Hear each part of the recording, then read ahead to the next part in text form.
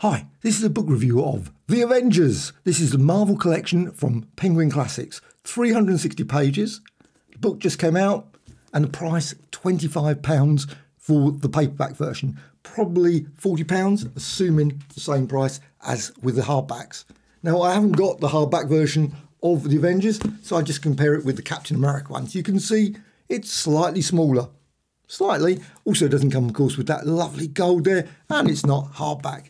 But still, really, really nice collection of Marvel Avengers. Now, it includes the following stories. You've got the Avengers 1, 2, 3, 4, 9, 16, 26, 28, 44, 57, 58, 71, 74 and 83. Also includes the Tales to Astonish 27, obviously the origin of Ant-Man, as well as the Avengers Annual #1. Now, it doesn't include the actual story of it, but it does include a lovely cutaway, which is really great. It's got a series introduction. It's also got a lovely forward as well as a really interesting volume introduction. It's also got great selections for suggestions for further reading. So, Avengers 1, of course, classic book. I haven't got this one, unfortunately. Be nice to have it.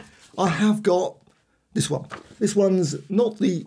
I've got number 3. Couldn't find it, unfortunately. It's around somewhere. But this is issue 15. Now, issue 15 is not included in this.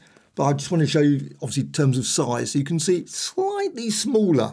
Now, I think the hardback ones are actually the same size as the originals. They look virtually the same anyway to me.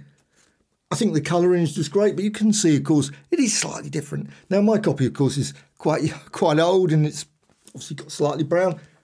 And you can see, therefore, the artwork as well. Now, how it looked in originally, I can't remember, to be honest. Probably looked a lot brighter than that.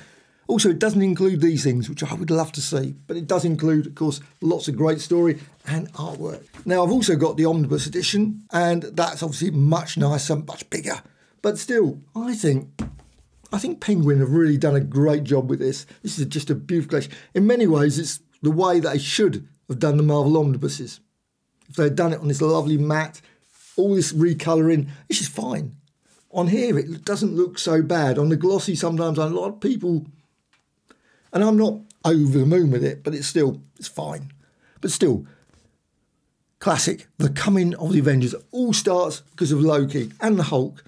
Space Phantom. And one of my favourites, the Avengers #3. I love this one. The Hulk and Submariner versus the Avengers. I mean, obviously, previous issue, he was a member of the Avengers. Now he's fighting against them. Captain America lives again. Now, this is, of course, one of the classics.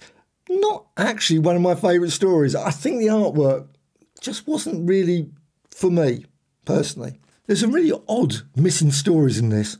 They missed out the Kang story. You would think that the Kang story was one of the key stories. Also, Masters of Evil was one of my favourites, but they included this one, Wonder Man. Great story, but at the same time, why no Kang? Now, this is a classic, of course. Number 16, the Old Order changes. This is when we got the 4-member team of the Avengers. Just brilliant. And I love the fact they gave all these.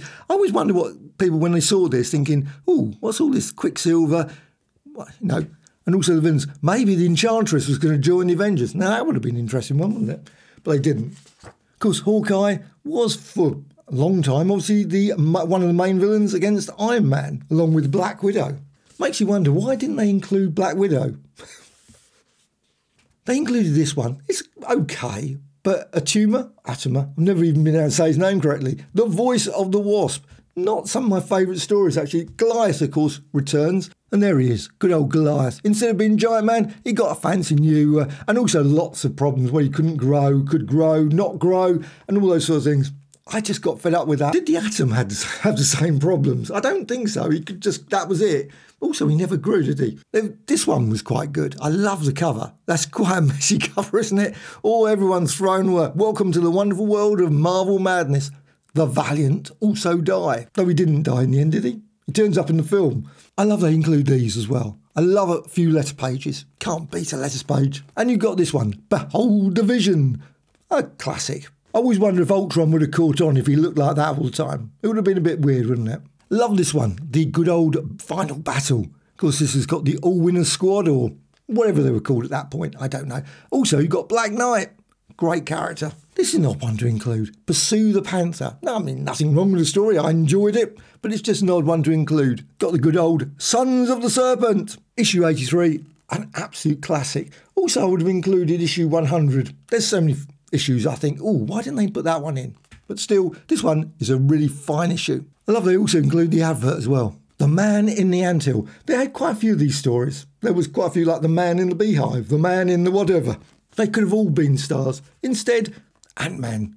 Ant-Man came back, and of course then we had the Wasp as well. These are my favourites. I would love to see a book come out with all these cutaways. Obviously Baxter Building, obviously Spidey's pad, all those sort of things. And you've got the Avengers mansion as well. Just you could spend hours looking at those thinking. And also quite often when you're looking at them, you think, oh, they include this. Why do they include that? Why do they include this person and not that person? Where do they sleep? I don't think it even mentions actually we've got the personal quarters there. It does mention that. The residencies. That's quite useful. And finally, you've got the suggested reading. Avengers collection. I mean, there's zillions of Avengers collection. You could actually have 20 pages of lists, but this is a decent list. It's also got some favourites of mine. Must admit the Korvac stories. Absolutely brilliant. I love those ones. You also got, of course, the Hawkeye one there, West Coast Epic. I really enjoy those. They're really good. Well, I absolutely love this book. This is just an absolute classic. Is it my favourite? I think the X-Men one probably wins out. I haven't got the Fantastic Four one yet. Probably will get that. I'm just wondering what's going to be next. Suggestions in the comments below. It'd be great to think. I think Thor, probably Iron Man, maybe Hulk. That would be my idea. They seem to have gone for sort of obviously Spidey, Captain America and Black Panther. That's an unusual choice, but still they've gone for that. Then they went for teams, obviously Fantastic Four, Avengers and X-Men. So I'm thinking maybe the original members of the Avengers and then maybe the next one's Daredevil. After that, Daredevil, I'm trying to think, Sergeant Fury. Maybe not. They wouldn't do an Ant-Man one, would they? There's loads of possible ones, I guess. But still, I really hope that Penguin bring out more of these. I think they're just great. This is, to me, as I mentioned, if only the omnibus collections had been done like this.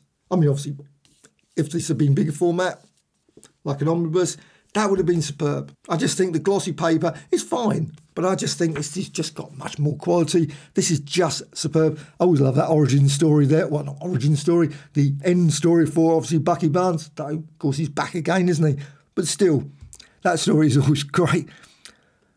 Such a contrived story ending. And then they had, of course, mess around with it during the Atlas period when obviously he wasn't really the Captain America at all and all that sort of stuff. So he wasn't really Bucky Barnes either, was he? Very odd. But they clones. I can't remember now, whatever that storyline. It was just daft. And also when he, of course, got stuck in the iceberg. I really thoroughly enjoy these. Really classic stories. Of course, there are always stories that are going to be missing. You think, why did they include that one? But still, this is a great little collection. Really worth checking out. The Avengers Marvel Collections from Penguin Classics.